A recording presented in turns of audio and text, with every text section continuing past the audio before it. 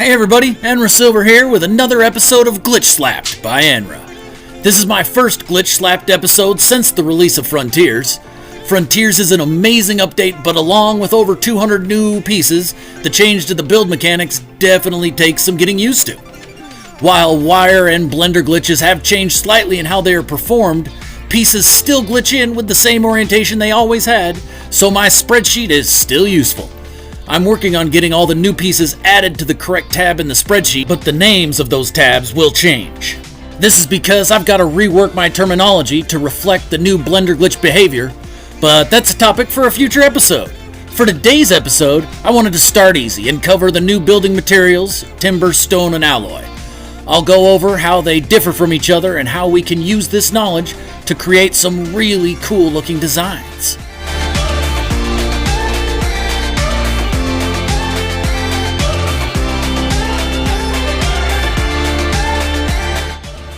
Let's start by looking at a floor panel of each material side by side. Now what jumps out immediately is how much slimmer the timber is than either of the others. As you look closer, you can tell that while the timber is thinner, its top is still flush with the stone. Another thing you can tell is the alloy top surface is just a hair higher than the other two. Now it doesn't look like much, but it actually does have an effect, as you'll see. Now, one of my favorite lighting tricks is to hide light panels in floors. You get very different results from the three new materials, however. As you can see with stone, the light panels are only visible in the grooves of the floor, giving it kind of a circuit board type of look. I'm gonna have to play around with that a bit. The timber floors are completely covered by the light panels, giving you more of a checkerboard look. Now let's power up the panels and take some nighttime footage so you can really see the light from the panels.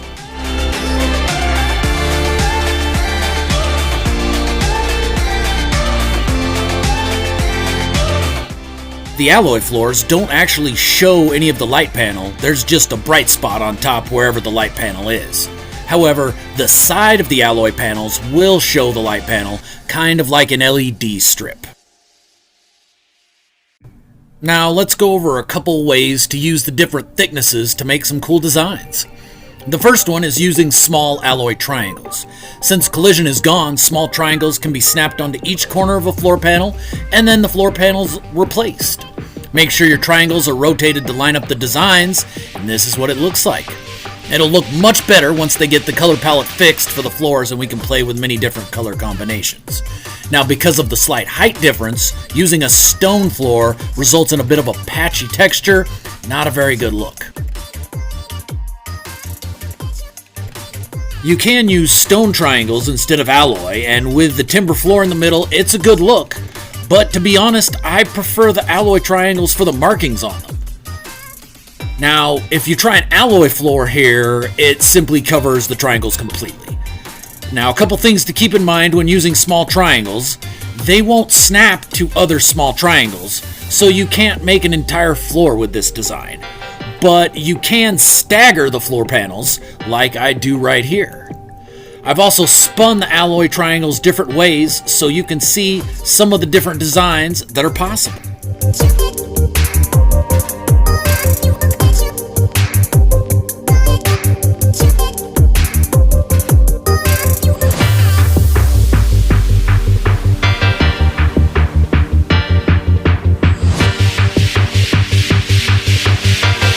Now let's get a bit more complex and look at six-sided airlocks. If you don't know how to build a six-sided airlock, I'm not going to reinvent the wheel. Beeblebum has an excellent post-Frontiers tutorial on making a six-sided airlock. I'll link his tutorial on screen and in the description. If you aren't familiar with it, go watch it now. Now once you're at the point of snapping in the power doors, you work your way around alternating stone or alloy with timber.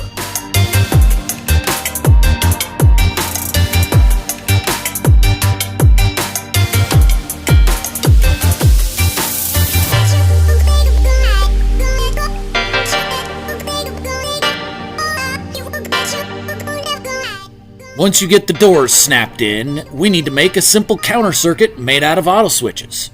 Now each switch needs to be turned so that its connectors are pointing north, west, and south, or up, down, and right. Place 2 rows of switches, each switch offset from the one on the other row, just like you see here.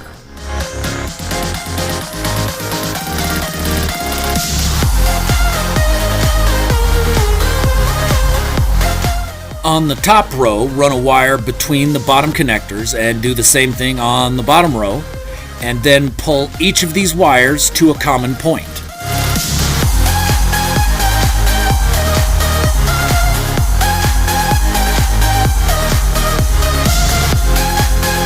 Then on the first switch, top connector gets wired to the middle connector, and middle connector gets wired to the top connector on the second switch.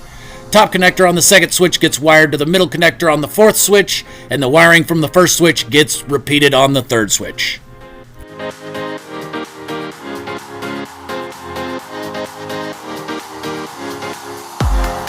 Constant power is then supplied to the point connecting both wires running along the bottom connectors.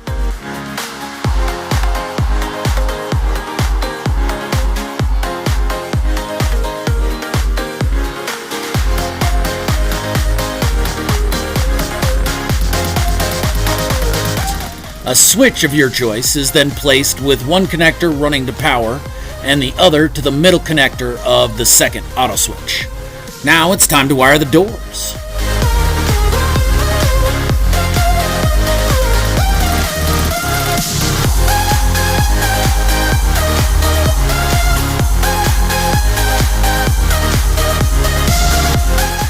First, all 3 stone doors get connected and wired into the top connector on the first auto switch.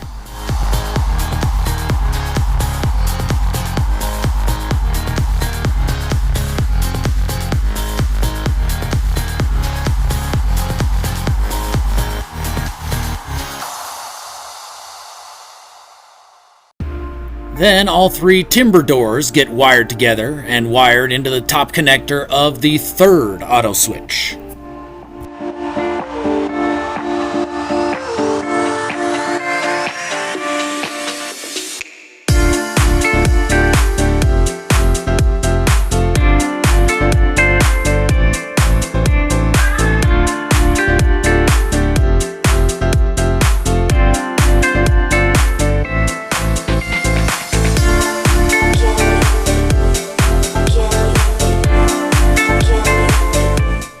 Notice in the closed state, all you see is the stone.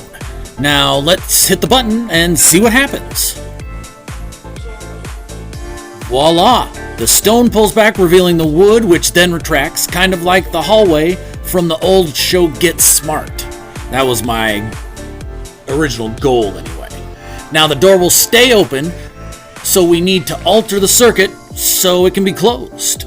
In order to do this, we need to place a power inverter off to the side of the auto switches.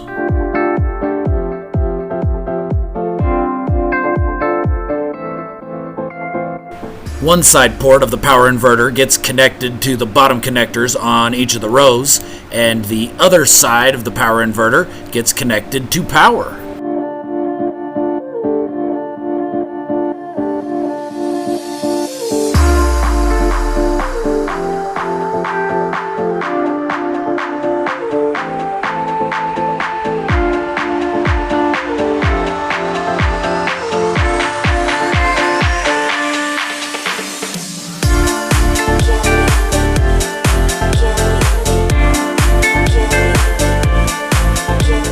Now you place a second button, run one of the side connectors to power, and the other side connector to the middle connection point on the inverter.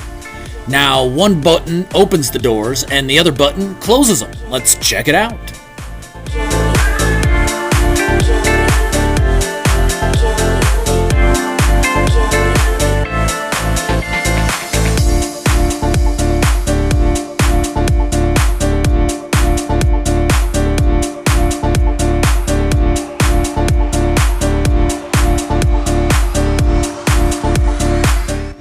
I really like that visual a lot. And now that collision's been removed, it's really easy to set up a series of these airlocks running down the hallway and wire each one of them to open in sequence. If you're curious about how to do that, feel free to drop me a DM. but you know it wouldn't be an episode of Glitchslapped unless I showed at least one stacked glitch, so let's do it. To make this one work, we'll need an inverted glitch point. Here's a super quick way, courtesy of Pharaoh. If you're not aware of his channel, I'm linking it on screen now and in the description. It's a great channel for specialty techniques, micro adjustment, and just general building tricks. So to do this flip, we adjacency to a small floor and snap a light panel on the side away from the original floor. We need to make sure that the connector is pointing away from the original floor like so as well. Now we use a small wall to make a level glitch point, and then a short wall to make a point at the edge of the floor.